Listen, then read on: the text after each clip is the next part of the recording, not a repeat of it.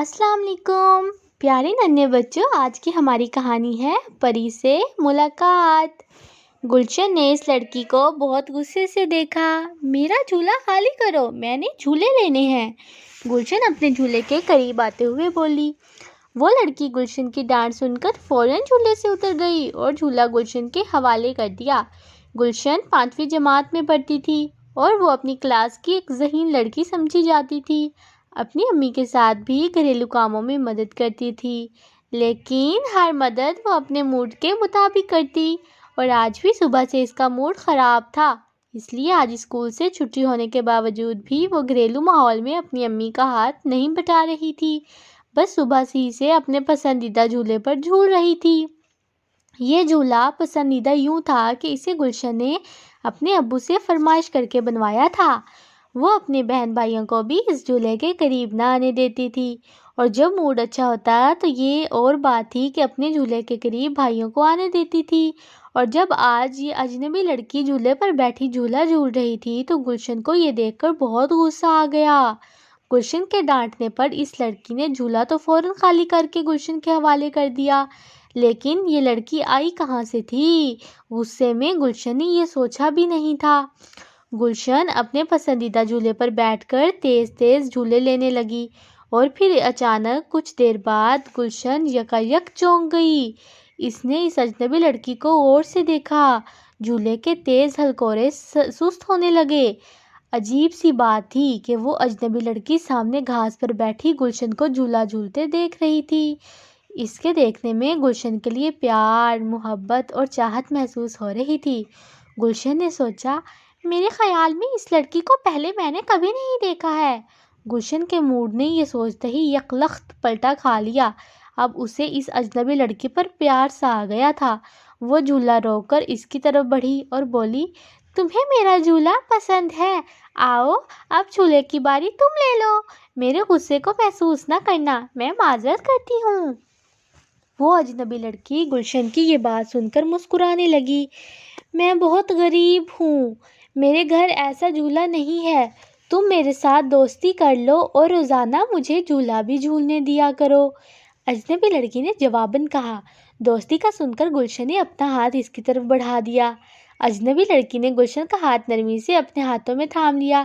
گلشن بولی، مجھے تمہاری دوستی قبول ہے اور میرا جھولا بھی تمہارے لیے حاضر ہے، جب تمہارا جی چاہے آ کر جھولا جھول لیا کرو۔ وہ دونوں باتیں کر رہی تھی کہ گلشن کو اپنی امی کی پکار سنائی دی۔ وہ کسی کام کے لیے گلشن کو بلا رہی تھی۔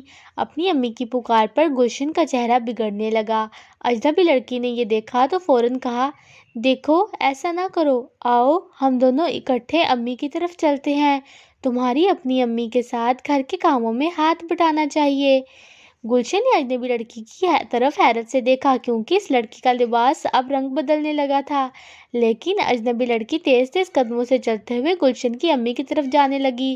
گلشن کو بھی اس کا ساتھ دینا پڑا۔ اجنبی لڑکی نے گلشن کی امی کو قریب جا کر سلام کیا۔ گلشن کی امی نے سلام کا جواب دیا اور اجنبی لڑکی کو ہاتھ سے پکڑ کر ساتھ بٹھا لیا۔ گلشن کی امی نے کہا، تم ضرور گلشن کی دوست ہوگی؟ لڑکی نے جواب میں کہا، جی میں آج ہی گلشن کی دوست بنی ہوں، دراصل مجھے گلشن کا جھولا بہت اچھا لگا تو میں جھولے پر کچھ دیر جھولنے آ گئی تھی۔ یہاں پھر وہی حیرت انگیز بات ہوئی کہ اس اجنبی لڑکی کے لباس نے رنگ بدلا۔ یہ لڑکی جب سے گلشن کے جھولے کے قریب نظر آئی تھی اس وقت اس کے لباس نے تیسری بار رنگ بدلا تھا۔ پہلی بار اس کے کپڑوں کا رنگ نیلا تھا، دوسری بار سبز ہوا اور اب ہلکا آسمانی کلر کا ہو گیا تھا۔ یہ دیکھ کر گلشن حیرت بھری آواز میں بولی، یہ کیا ہو رہا ہے؟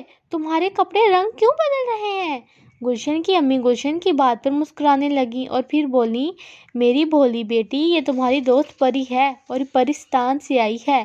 گلشن کی امی کی اس بات پر اجنبی لڑکی اور گلشن دونوں حیران رہ گئے۔ وہ اجنبی لڑکی بولی، یہ آپ نے کیسے جانا کہ میں پری ہوں؟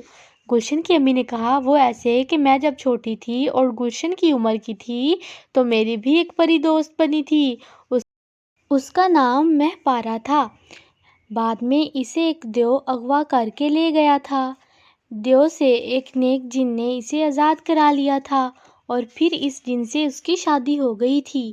ماہ پارا شادی کے بعد مجھ سے کبھی نہیں ملی۔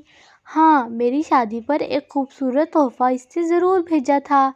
یہ تحفہ ایک خوبصورت قالین تھا جو ایک طویل عرصے سے میرے کمرے میں بچھا ہوا ہے اور ذرا بھی خراب نہیں ہوا۔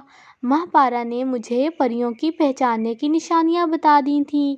ان نشانیوں میں سے میں نے تمہیں دیکھتے ہی پہچان لیا تھا۔